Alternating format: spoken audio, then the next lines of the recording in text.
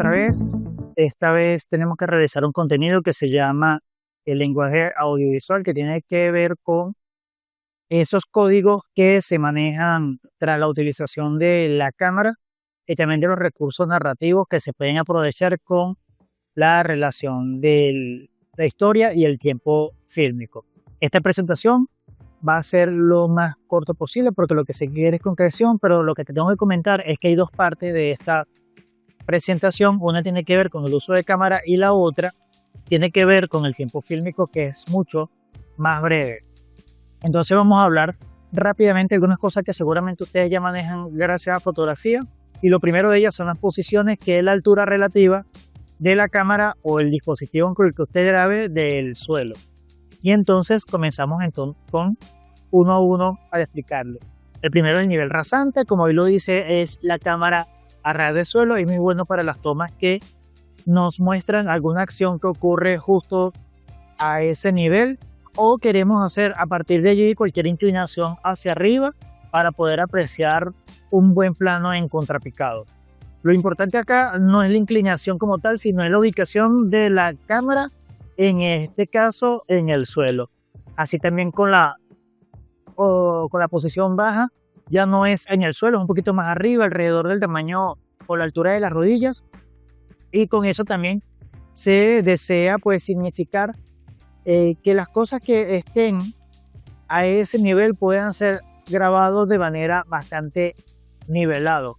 Otro recurso es quizás uno de los más comunes, que es la grabación con la cámara a nivel de la cintura y pecho, que es la altura media o la posición media, muy utilizado en situaciones donde la narrativa o el relato transcurre con personas que están sentadas o que están reunidas en una especie de despacho, una sala de reuniones. Como sabrán, colocarse la cámara al hombro o colocarla por una posición baja no registraría con ese nivel de dialogicidad o de transversalidad que se aspiraría de una escena donde todos están en una posición relativamente media. La siguiente es con la cámara a nivel del rostro. Muchos recordarán a los camarógrafos con sus cámaras aquí a nivel del hombro. Esta es la posición normal de las cámaras, y seguramente si tú has grabado con tu teléfono, también habrás grabado en la posición normal, que es básicamente con la cámara a la altura de tu rostro. Ahí tú puedes, grabar de esa manera, y seguramente también lo habrás hecho de la manera vertical. Y distintamente la posición viene siendo la misma normal, y cuando hablamos de posición alta es que le estamos pidiendo al camarógrafo que coloque su cámara por encima de la altura de la cabeza. Esto es perfecto para hacer tomas en picado, para hacer tomas en cenital, para atrapar de manera bastante interesante lo que ocurre debajo de él. También se puede grabar situaciones en las que estén ocurriendo por encima del nivel de nosotros. Supongan ustedes una escena donde una persona va a grabar a los pies de aquellos que están alrededor de una piscina, y esta persona está viendo desde la piscina. Pues se levanta un poco la cámara y registra lo que está ocurriendo encima de él. Lo siguiente tiene que ver con las angulaciones de cámara, que tiene que ver con la inclinación que tiene la cámara con relación a este eje, al eje frontal. Vamos a ver de qué se trata rápidamente, y lo paso rápido porque seguramente en fotografía ya lo conoces y no quiero llover sobre mojado. La cámara paralela al suelo es una angulación o un ángulo normal. También tenemos el ángulo de picado, que es la posición de la cámara hacia abajo, como se dice. Esto es picado. Lo contrario sería contrapicado. Y vienen otros dos que quizás en fotografía lo vieron. Uno que es el cenital, que es con la cámara grabando completamente hacia abajo. Ejemplo, ustedes grabando la hierba, alguien conversando tirado en el suelo, grabando sus actividades dentro de una mesa de trabajo. Eso es, eso forma una especie de grupo de ejemplo de lo que es la grabación en la angulación cenital. Y lo nadir es completamente lo contrario. Tú tomas la cámara y grabas completamente hacia arriba. Ejemplo, grabas el cielo, personas pasando, y ves como desde la altura de sus pies se ven que ellos van pasando por encima del nivel del peatón, el nivel del suelo, quiero decir. Otro ejemplo muy clásico se da en las piscinas. El camarógrafo se sumerge hasta el final de la fosa y ve por encima a los nadadores pasando por ahí. Otro ejemplo, otro tipo de detalle de la cámara son los planos. Y aquí vamos a hablar de los planos más usuales y otro que seguramente no conoces, pero que es bueno que lo comiences a familiarizarse con ellos. El primero es el gran plano general. Es un plano que nos muestra un escenario muy alejado del camarógrafo y que muestran todo, un relieve, un paisaje, algo que se muestra muy de manera general. El gran plano general no es un plano donde se aprecie con especificidad a una persona y se puede lograr detallar. Eso sí se puede hacer en el plano general. En el caso del gran plano general no se puede detallar exactamente qué es ese vehículo o qué es ese carro. Regularmente se utiliza con situaciones de ciudad. Es un plano muy descriptivo porque nos muestra la ciudad y nos muestra que si es de noche, de día, está lloviendo, algunos datos geográficos o también temporales. El siguiente plano, el que ustedes conocen, es un plano general, tiene un alto valor también descriptivo. El plano conjunto, que muestra con igual importancia al sujeto y al contexto, El plano entero, que como sabrán, toma al sujeto desde la punta de los pies a la punta de la cabeza, de aquí del vértex. El plano americano, que es el típico plano que es utilizado en filmes inicialmente de vaqueros, donde el plano se corta justamente donde van más o menos la rodilla, no justamente, más o menos donde van las rodillas, para permitir que sean las manos que pasan por debajo de las cinturas también que formen parte del registro. Otro tipo de plano es el plano medio, que es el plano que viene de la cintura hacia la cabeza. Es uno del plano que seguramente ya conocerás y tiene un gran valor narrativo y expresivo, porque aquí ya podemos ver las fracciones de las personas. Narrativo porque vemos cómo se mueve en el espacio y eso es lo que le va a aportar este tipo de valor. Recuerda que son tres: el valor descriptivo, el valor narrativo de contar y el valor expresivo, que es de demostrar emociones. El otro plano es el plano medio corto, que es el plano que estoy utilizando en este momento, que va más o menos desde el plexo solar, que es la altura del pecho, que separa el pecho del abdomen, más o menos por allí, hasta la punta de la cabeza. Tiene un valor también narrativo y altamente expresivo. Los demás también son conocidos: el primer plano y uno que me encanta particularmente, que es el primer plano, que se puede evidenciar en este extracto del video musical de Green Day que probablemente puedan mirar en YouTube. Otro plano que me encanta a mí es el plano de detalle. Cuando una historia tiene muchos planos de detalle, me pone a pensar qué rayos estará pensando el director en mostrarme esto y qué vendrá al final. Y estoy tanto de que si sujeta un cuchillo, sujeta un lapicero, sujeta una lupa, agarra el teléfono. Esos detalles que nos muestran algunos objetos con especificidad son los que me llaman bastante la atención y seguramente tú sabrás explicarlo bien. Tiene un valor también narrativo y muy descriptivo. El otro plano es el plano subjetivo. Pongamos atención en este de la derecha. El plano subjetivo es ver a través de la posición o de la ubicación en este caso, del protagonista. Es como, por ejemplo, que yo mostrara lo que yo estoy viendo desde mi perspectiva, por así repetirlo, de mi punto de vista. Entonces notarán ustedes que es la chica que entra y encuentra a su chico, al parecer con otra persona. Entonces, este es el plano subjetivo. El otro plano subjetivo, este no es subjetivo, este es imposible. El plano imposible, ignoren lo que dice aquí, por favor, que me equivoqué. El plano imposible ocurre cuando metemos una cámara en un lugar donde naturalmente no puede haber una o no cabe una. Por ejemplo, supongan ustedes que realizan un cuadrado de cartón o le hacen un hueco rectangular a una pieza de cartón grande. Y entonces la primera toma que nos muestran se ve a alguien sujetando un pendrive acercándose a una computadora.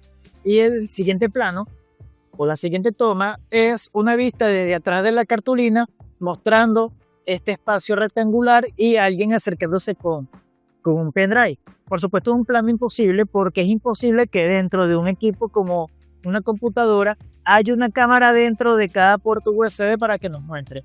En el cine son clásicos, por ejemplo, las pelotas entrando a un hueco de golf, la llave viéndose entrar a la cerradura desde la posición de la cerradura. Otro clásico es la cámara en la boca, donde se ve que está entrando comida y se ven los dientes, pero desde el lado de adentro. A mí me encanta. También hay una que pareciera que la cámara recorriera parte o estuviera dentro del cuerpo y se puede ver, qué sé yo, la comida pasando o el corazón palpitando. Son planos imposibles porque es ilógico que la cámara esté allí. El otro tipo de plano es el plano holandés, que si quizás lo hayan visto en fotografía, es ese plano en la que sencillamente la cámara se vuelca hacia un lado y mantiene allí. También te puede moverte, eso lo permite también los movimientos de cámara. Pero el plano holandés lo que nos busca expresar es que a través de esta narrativa expresiva y expresión tan particular es que el personaje se encuentra en una situación de estrés y por eso es que se ve como si estuviera tumbado hacia un lado. La siguiente parte tiene que ver con los movimientos de cámara, es decir, tanto girarlo como cambiarlo de posición, pues mover la cámara para distintos sitios. Todo eso tiene un nombre, vamos a revisarlo porque va a ser determinante para la elaboración posterior de tu guión, no para esta actividad. Una de las clásicas es la panorámica, implica la rotación de la cámara. En este caso, por ejemplo, que yo sujetara mi cámara e hiciera un recorrido por el eje horizontal de lo que ocurre. Este movimiento es un paneo o panorámica. Otro movimiento interesante es el tilt. El tilt es la inclinación, es cambiar, por ejemplo, de un contrapicado a normal y picado. Este movimiento que yo hago con el teléfono, en este caso cualquier cámara, es un movimiento de tilt o inclinación. El otro es el traveling frontal, en la que yo voy a, con el teléfono, moverme hacia adelante y acercarme al sujeto o a la acción, lo que quiero mostrar. Vamos al siguiente. El traveling lateral es el acompañamiento a un sujeto, como que vemos al muñequito Bonifacio, que he bautizado así, es acompañar a la situación con la cámara desplazándose hacia adelante o hacia atrás.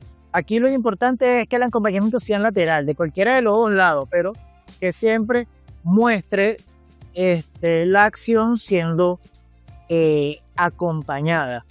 El otro es el traveling vertical, que es muy diferente al tilt. Recuerden que el tilt es la inclinación.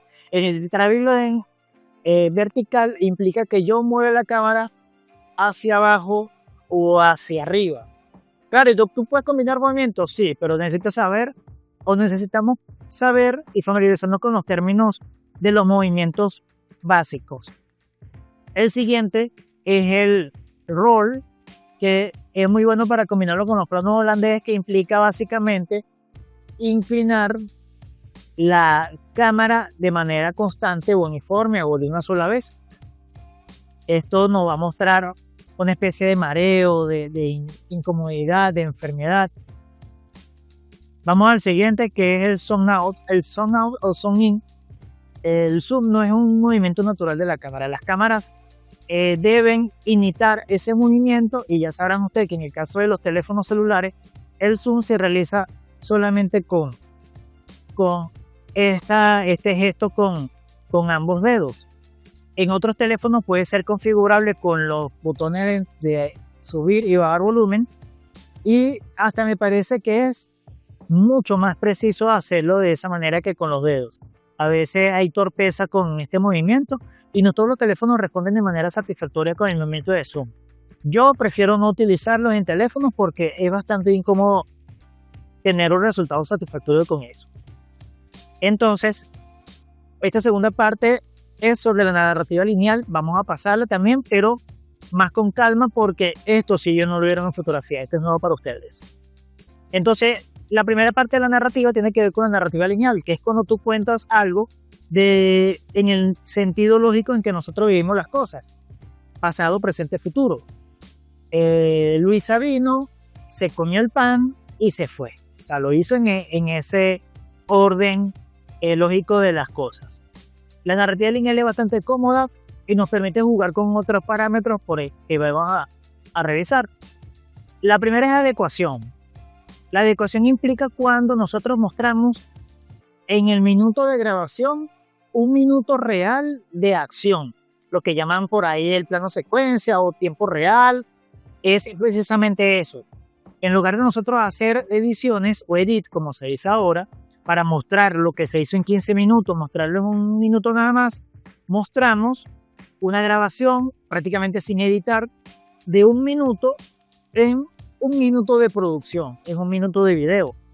Esto es lo que nosotros llamamos adecuación. Noten el ejemplo acá, como la chica sin parar de grabar se va moviendo constantemente sin que haya una necesidad de editar. Lo contrario, lo que hacen todas las películas es la condensación. La condensación se da cuando en la narrativa lineal, recuerden que la narrativa lineal es pasado, presente, futuro. Esas acciones que pueden desarrollarse en la historia durante meses, se recortan los fragmentos más valiosos para poder representarlos en hora y media de metraje. En una película de 2 horas es imposible mostrar todas las acciones que se vivieron en un romance de 1 año. Para ello entonces hay que seleccionar las partes fundamentales, las partes modulares y mostrarlas. El resto se omite. Casi parece que también funciona el cerebro para los recuerdos. Ustedes no recuerdan todo de manera constante. Recordamos con condensación, recordamos momentos claves y luego lo unimos en nuestra mente para tener una referencia de un recuerdo más o menos fidedigno. Lo otro que me encanta a mí cuando utilizamos la narrativa lineal son las acciones paralelas, que tiene que ver con el hecho de que, bueno, hay 2 acciones que están ocurriendo en lugares distintos. Aquí está ocurriendo que hay un bautizo como el que vemos en el video, y en otro lado ocurre que hay una pandilla que está enfrentándose con armas de fuego. Entonces esas 2 acciones que están ocurriendo en el mismo momento, quizás, es muy probable que estén ocurriendo en el mismo momento, pero están ocurriendo en lados distintos. Y cuando tú lo unes, por efecto de la edición, de alguna manera lo unes desde el punto de vista del significado de la semiología. Es un trabajo que se puede hacer después de ponerse a pensar cómo hace el espectador para poder unir simbólicamente estas 2 escenas que se cortan para poder unirse luego en edición, respetando la linealidad de la narrativa. La otra tipo de narrativa que rompe con lo lineal es lo anacrónico. Lo anacrónico significa que el tiempo se rompe la sincronía del pasado, presente y futuro, y estableciéndose una especie de nuevo orden de las cosas. Entonces, vemos por ejemplo cosas clásicas que vemos en el cine como la distensión. Y esto ocurre cuando en una toma, por ejemplo, ahí frente al pelotón de fusilamiento, que es un momento que puede durar 3 segundos solamente desde el punto de vista real, el director decide extenderlo lo más posible metiendo los recursos que considere. O sea que esos 3 segundos lo vamos a transformar hasta en 1 minuto, colocando palpitaciones, tomas de planos de detalles, algunos flashbacks. Puede ser un plano de detalle de cada uno de los soldados, qué sé yo, la cámara lenta, también vale como un recurso para la distensión. La distensión implica hacer de un momento breve de lo que tú quieras de 5 segundos, hacerlo lo más extenso posible. El salto atrás o flashback es muy fácil de determinar es cuando el personaje debe referir, o el personaje o el director debe referir a una acción anterior para darle sentido a lo que está ocurriendo. A mí me encanta este flashback que humoriza en la película Shrek. La galleta de jengibre recuerda, bueno, todo lo que pasó antes de que él estuviera aquí en ese peligroso momento. El otro que se parece al flashback, pero no son recuerdos, sino que son acciones que van a pasar a futuro, pero nosotros lo mostramos, se den o no, porque son parte de un plan o son parte de una consecuencia que al final va a tener, se llama Flash Forward. En este ejemplo de esta película que se llama Shaun of the Dead, muestra muy bien cómo ellos están planificando cómo hacer para resolver una situación, un apocalipsis zombie, y están planificando acciones en el futuro. Nos muestran cómo sería si ellos se decidieran a llevar a cabo ese cometido.